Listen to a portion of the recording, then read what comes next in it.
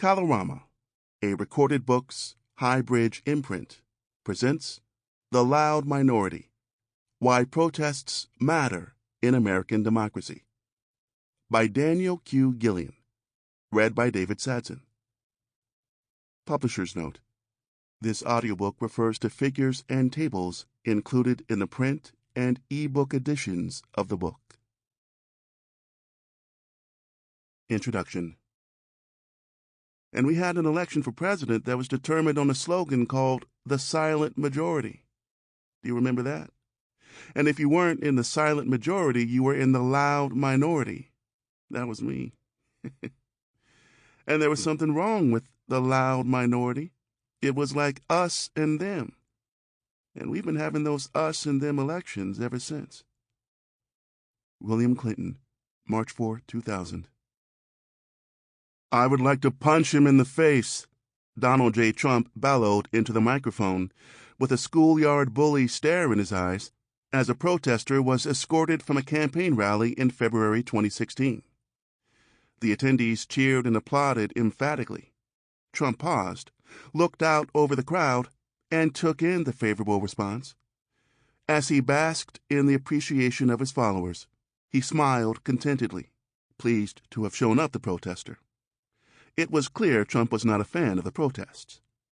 In that moment, however, Trump had done something more than just express his disdain for a disruptive protester. He established a political narrative. To the rambunctious crowd at the rally and some viewers at home, the protester became the villain of this American story, and the contrarian political message he espoused was the evil that Trump would guard against.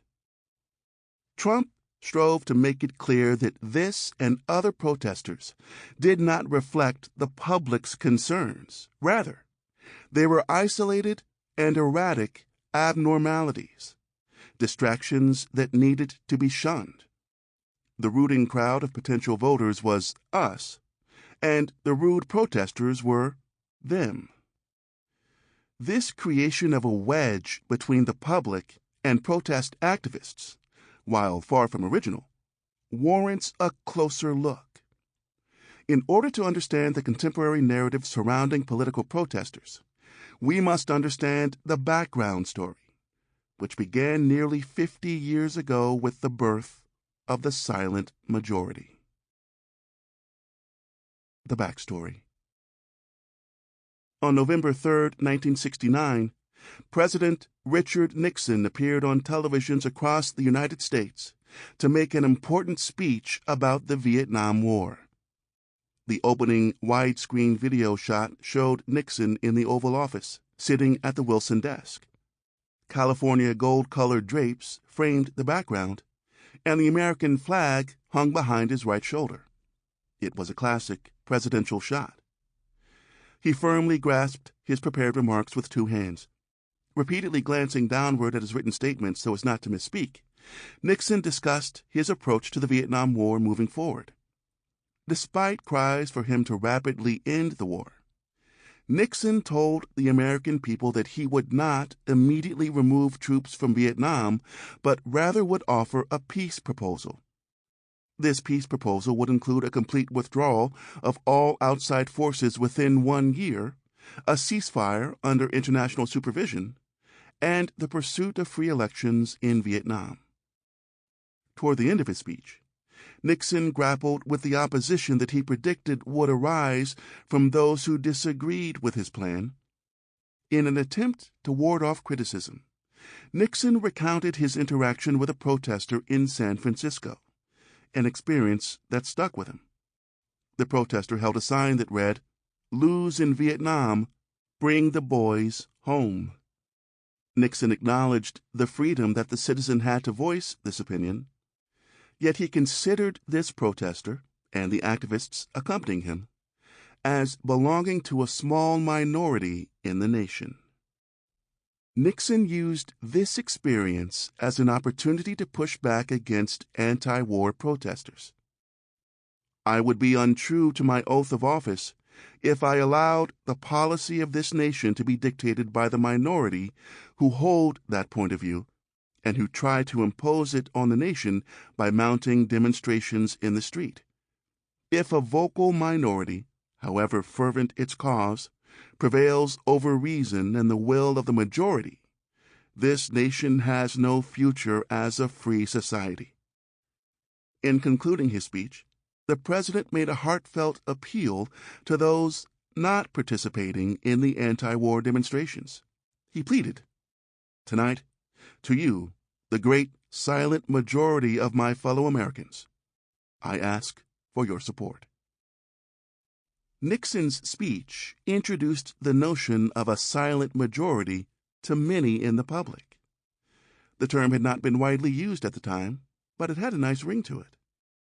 It made individuals in the majority feel as though they had power, but they were modest and measured in how they implemented their power. If these individuals who sat quietly, watching the political activism from a distance, were referred to as the silent majority, then the protesters in the streets could appropriately be referred to as the loud minority.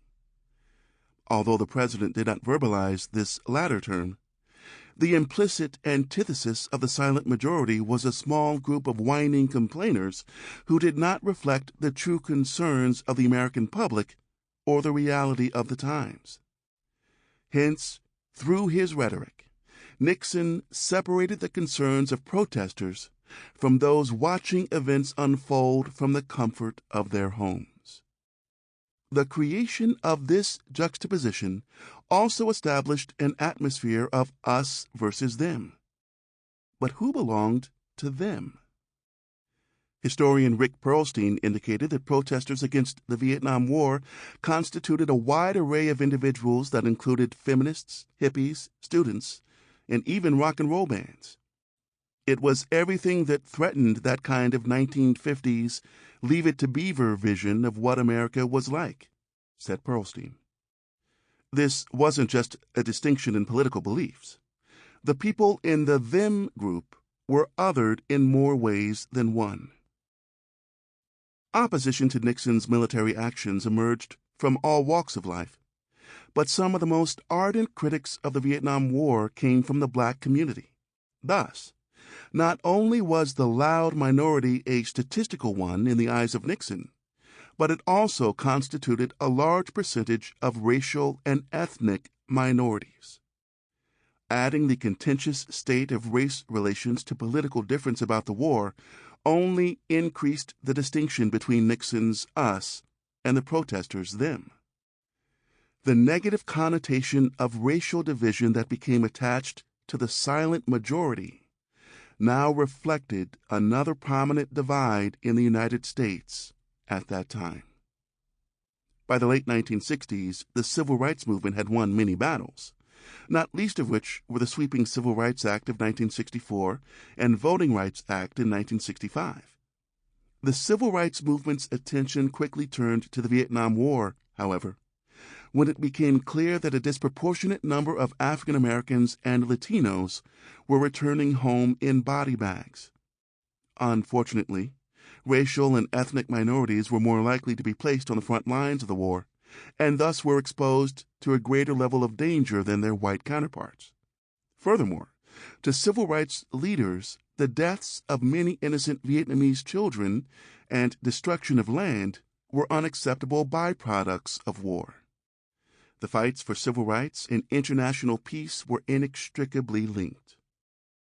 Up until his death, Martin Luther King Jr. was adamant in his opposition to the Vietnam War.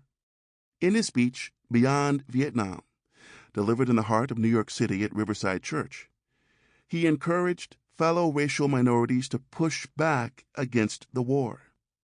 He went as far as imploring young college recruits seeking military service and ministers of draft age to become conscientious objectors, which meant they would refuse to serve in the armed forces due to a sincerely held moral or ethical belief that war is wrong. In referring to Vietnam, King stated that these are the times for real choices and not false ones. We are at the moment when our lives must be placed on the line if our nation is to survive its own folly. every man of humane convictions must decide on the protest that best suits his convictions, but we must all protest. Indeed, protesting the Vietnam War became a priority for the civil rights movement, a fact well known to the American people at that time. So when Nixon asked for the silent majority to stand up and push back against the loud minority, the suggestion had a racial bent that insinuated a hard line of competition between voices in the minority community and broader U.S. preferences. The divisive silent majority term and racial connotation that it carried in the 1960s died out in political discussions over the next several decades following Nixon's presidency. Yet this hiatus from the use of this term in political discourse came to an abrupt close as the controversial millionaire mogul Trump entered the world of politics. During his campaign for president, much of Trump's rhetoric tugged at the nostalgia felt by some of his supporters for the good old days of America. Walking along and fielding questions from reporters in 2015, early in his campaign, Trump turned to a camera to address the momentum he had gained in the polls. "You see what's happening, and now they say I'm going even higher. The country is fed up with what's going on." Trump continued his explanation by resurrecting the famous phrase from Nixon. "You know, in the old days, they used the term silent majority. We have the silent majority back, folks." President Trump's revitalization of the phrase silent majority cleverly linked his campaign with that nostalgia. By indicating that the silent majority was back, Trump established that his supporters, us, were the majority, and quite different from the disruptive protesters, branded as the less popular them. Trump would go on to make this tagline a staple of his presidential campaign, now rebranded and with more vigor. In a rally hosted in Alabama on August 21, 2015, he announced, "We're going to have a wild time in Alabama tonight. Finally, the silent majority is back." In Arizona, on October 29, 2016, he declared, "The silent majority is back. In 10 days, we are going to win the state of Arizona." The Trump campaign and supporters even created signs that stated, "The silent majority stands with Trump." These signs continued to be sold online on Amazon for the low price of $14.35, even after the election. What was once an implicit divide, alluded to by President Nixon, was now Trump's explicit line drawn in the sand, separating protesters from non-protesters. And if protesters crossed that line, they would be met with unwavering hostility. Trump's words not only established a divisive political mood, they were demeaning and vitriolic to protesters. In June of the 2016 election year, Trump could be heard stating that he longed for the good old days when people could directly confront protesters and send them out of events on stretchers. Just a few months earlier, a protester was beaten to the ground and repeatedly stomped in the head by Trump supporters at a campaign rally. When asked about the situation, the then presidential hopeful confidently replied, "Maybe he should have been roughed up."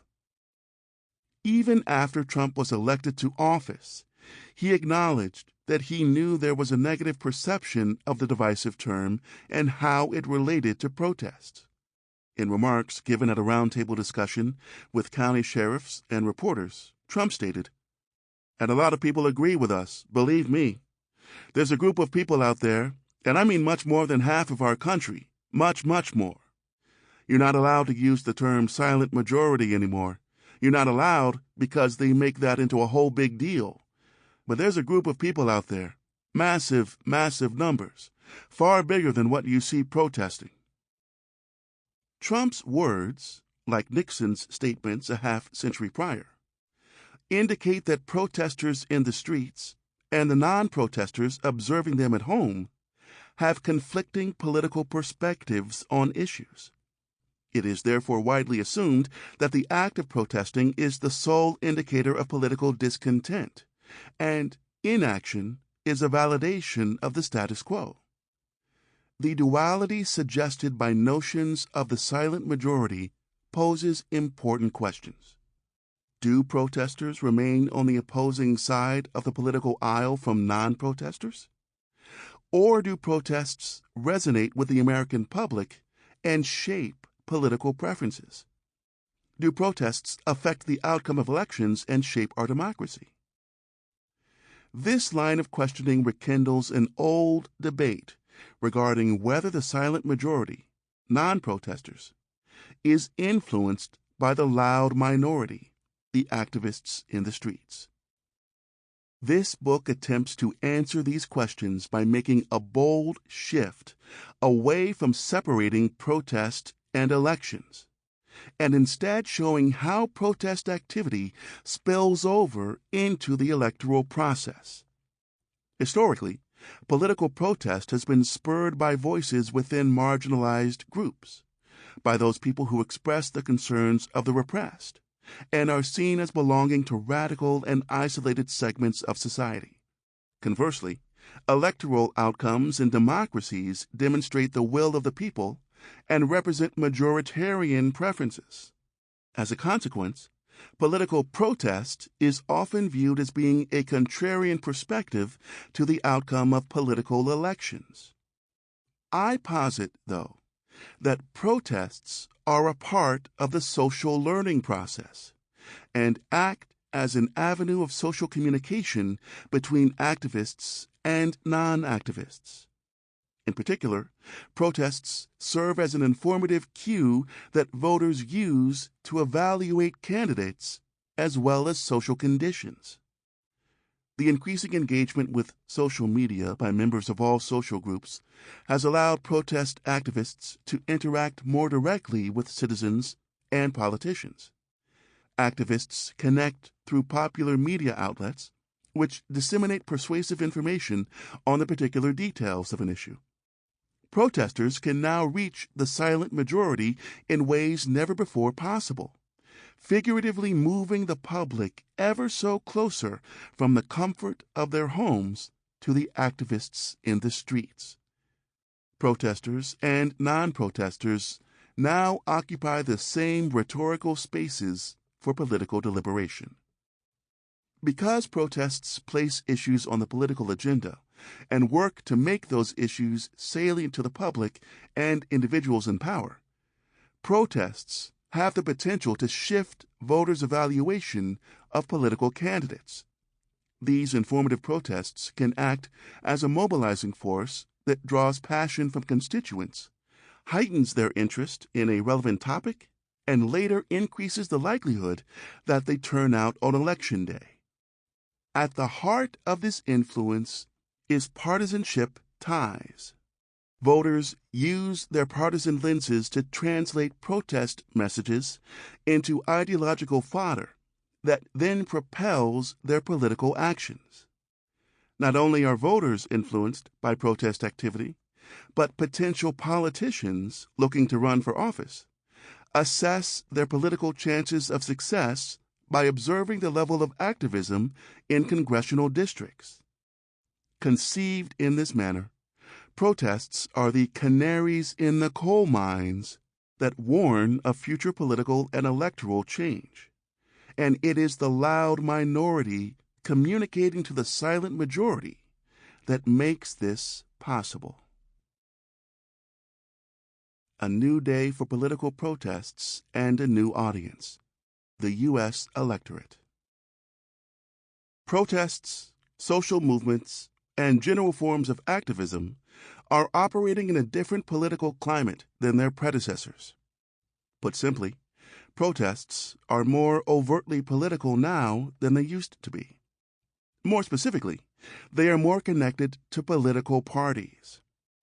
Protesters lobby outside political offices and interrupt Senate confirmation hearings. They descend on the Democratic and Republican national conventions to garner media attention and shape the agendas of presidential hopefuls. Social movements have created political fights across a host of different issues for the public to see. The public is attuned to these political battles, and as these conflicts have become more political, protest increasingly relies on the public. The influence of protest on the public is essential if we are to believe Elmer Schachtschneider's eloquent message that the spectators are an integral part of the situation, for, as likely as not, the audience determines the outcome of the fight. In so many sociological studies of protests and social movements, the public lurks in the background as a reliable force, an untapped ally that can advance activists' claims. The public can be particularly effective in helping to further a movement's political agenda. In a democratic system, the silent majority that stands on the sidelines is protesters' implicit link to government. These are the people who can make protesters' political goals reality by voting. For all its importance, we know little about the public's political response to social movements. I emphasize political response to highlight the power of the public to shape the political landscape and public policy.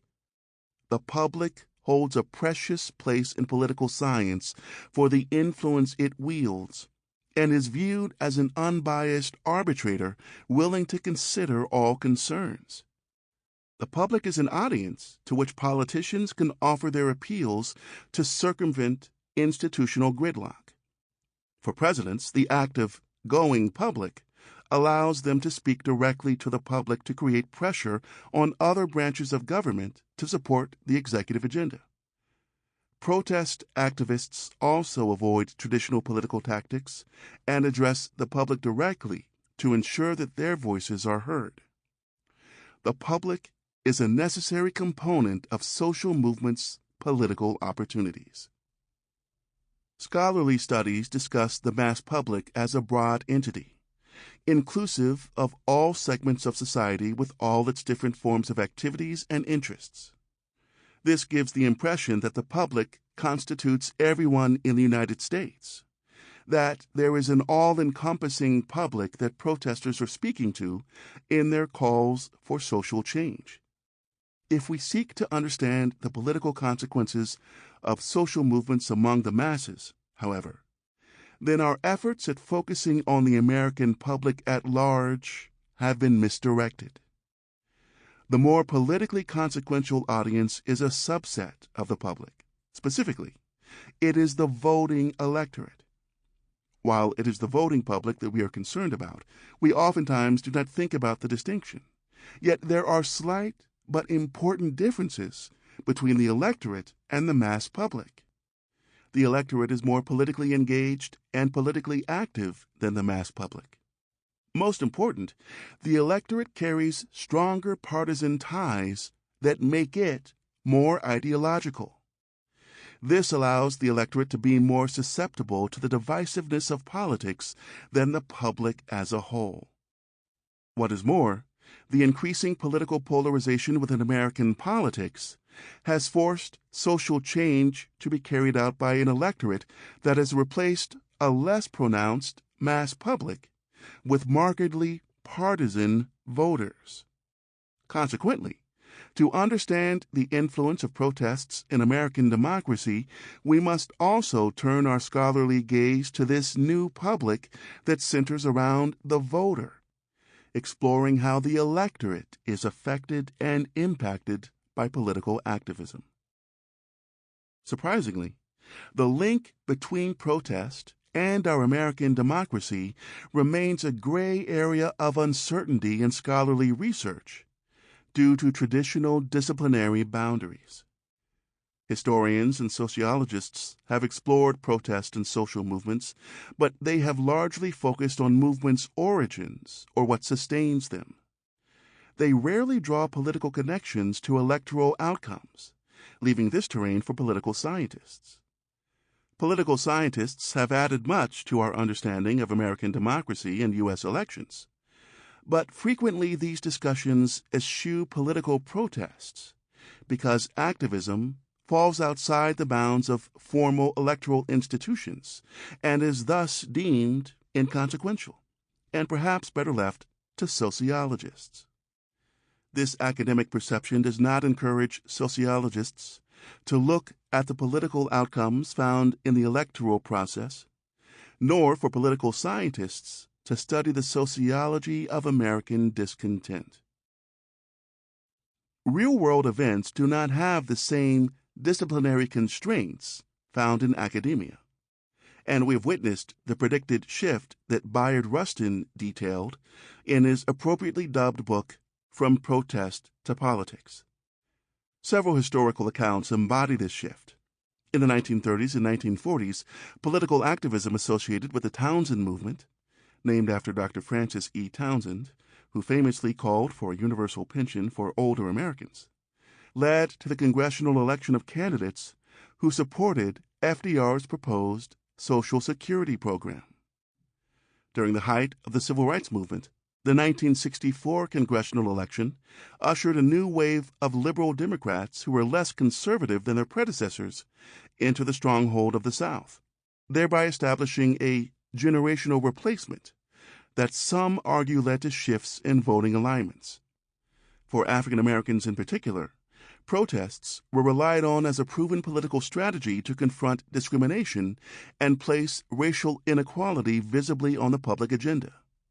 Similarly, race has become a frequent motivator in recent years, as groups that resist progressive changes have mobilized and taken up methods of political activism to push back, reminding us of other periods of racial strife.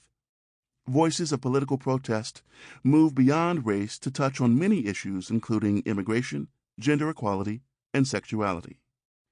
As protest begins to interact more heavily with politics, our democratic values are challenged and our American democracy inevitably evolves. Throughout this evolution, the most fundamental trademark of a democracy remains the effort of elected officials to glean the will of the people and govern in accordance with that will. Political elections are often used to gauge this will, but protest actions can mobilize and guide the political sensibilities of the public. Protest can both represent and shift citizens' opinions. If we fail to consider how social movements are linked to the U.S. electorate, we run the risk of misunderstanding the true political influence that protest has on American democracy. Thus, we require a theory of political behavior that links protest activism to the electorate. A common ideological protest voice that binds protesters and voters. My theory of ideological protest expands our understanding of the political connection that activists have with the American electorate. The information contained in protest offers a basis for my understanding. Citizens rely on multiple sources to contextualize the happenings in their daily lives.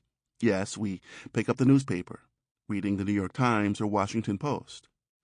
While stories tell us about the latest dealings with corruption in Washington, D.C., the increasing levels of poverty in our major metropolitan cities, and the most recent technological advance produced by Google or Apple, they usually do not get our blood boiling. They convey the news and are indeed informative, but their format lacks the passion and sincerity that would move average Americans to act. News broadcasts over television networks such as CNN, MSNBC, and Fox News are only marginally more inspiring. Even when political pundits on television networks offer impassioned remarks, it is still questionable how many other individuals resonate with the delivery of the message and this perspective. Protest, on the other hand, is a form of news that is not only informative but evokes passion, too. In conveying the passion of distraught and angry individuals who want to change the status quo, protest can bring up emotions in observers while suggesting that there is a considerable portion of the masses that also shares this point of view. Most important, Protest provides an overarching and sustainable narrative about what is happening in society. This information frequently brings new perspectives to an old issue or highlights a grave concern. Sample complete. Ready to continue?